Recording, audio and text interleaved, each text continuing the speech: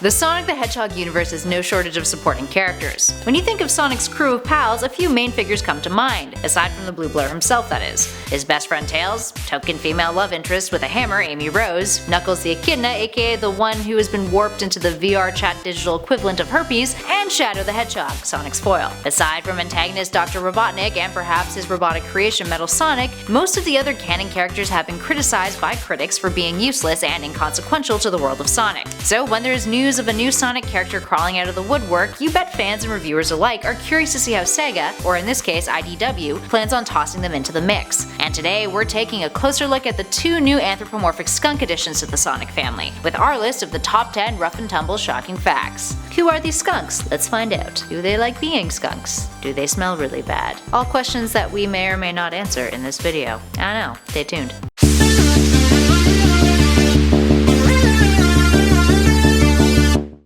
In at number 10, Archie Comics. Before we dive into who Rough and Tumble are, let's take a look at some context behind how the characters came to be. Recently, Sega ended its partnership with Archie Comics, who, since 1993, had the licensing to publish Sonic the Hedgehog comics, some of which, at times, got really uncomfortably weird. Upon parting ways, the company sought out a new direction, which landed the comic rights into the hands of publisher IDW. IDW is completely revamping Sonic as a comic character, which includes introducing a new roster of faces. Up next at 9, Etymology. Often when looking at new characters added to a franchise or new anything added to a story world, we tend to overlook the deeper meaning of said subject's name. In this case, Rough and Tumble are named after a common phrase in the English language, rough and tumble, which pertains to rough, disorderly, unrestrained fighting or struggling. It is also defined as a phrase that describes something that was put together haphazardly, suggesting rush and lack of care. It also often refers to disorderly and loud behavior as well. And guess what? These two definitely fit the bill there. In at number 8, Bullies. According to associate editor David Marriott, Rough and Tumble are, I quote, independent agents, and more bullies than masterminds, but they're tough enough to maybe become someone's henchmen down the line. Talk about aspirations. The two first appeared in Sonic the Hedgehog issue 2 as evil mercenaries. Tumble, the larger of the two, is considered to be the mastermind behind the duo, and is described to be ferocious, cruel, and brutish. He often takes pleasure in mocking others, and has a pretty short temper. Rough, on the other hand, is impish, arrogant, and vengeful, and doesn't take kindly to any sort of opposition, whether it's from those who he's imprisoned or those who threaten him on the battlefield.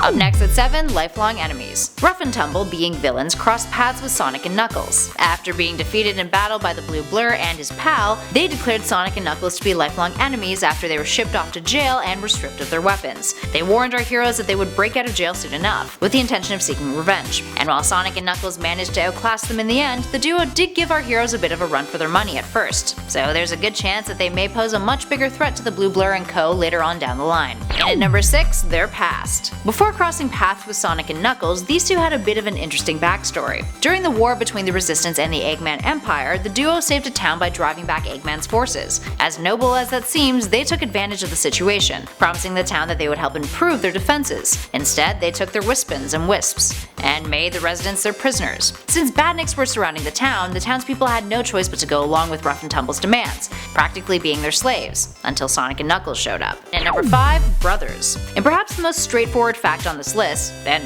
actually most obvious one too, Rough and Tumble are brothers. Aside from their past with the town that Sonic and Knuckles would later liberate, not much is known about their history, or at least as of the recording of this video. And I don't know about you guys, but I'm really curious to find out what happened to Tumble and his tail. Part of it seems to be missing. Just saying. Fan theories, anybody? Up next at 4, Ian Flynn. Ian Flynn has a long history with writing Sonic, and is now the head writer for the IDW comic. He's also the creator of Rough and Tumble. Initially starting his Sonic comic career with issue 160 of Sonic the Hedgehog back when it was an Archie comic in 2006, he wrote continuously for the series until Sega parted ways with the company. He even wrote 2 episodes of the second season of Sonic Boom. Associate editor David Marriott said, I quote, Ian's pretty much able to come up with folks on the fly, and any major character we run by Sega for approval. There are a few stages, from Ian's initial paragraph or 2 description of the character, to getting someone like the talented Tyson Hess to draw up designs and turnarounds for Sega to see the character, to having a final design and solidifying their personality in the script. And if anybody can do that, it's definitely Ian Flynn. Up next, number 3, Wispins. Both Both Ruff and Tumble have their own unique abilities that make them a good team together. Tumble, aside from having enhanced strength, durability, and knowing his way around hand-to-hand combat, is also rather skilled with a Wispon. The term Wispon may be familiar to some of you if you've played Sonic Forces. There are a series of various gadgets that have weaponized the Wisp's powers. Without a Wisp inside of it, a Wispon is useless. It can also only harness the breed of Wisp that it was designed to use. Tumble is an expert when it comes to using Wispons, and often busts one out when engaging in a serious fight. Ruff also uses them too,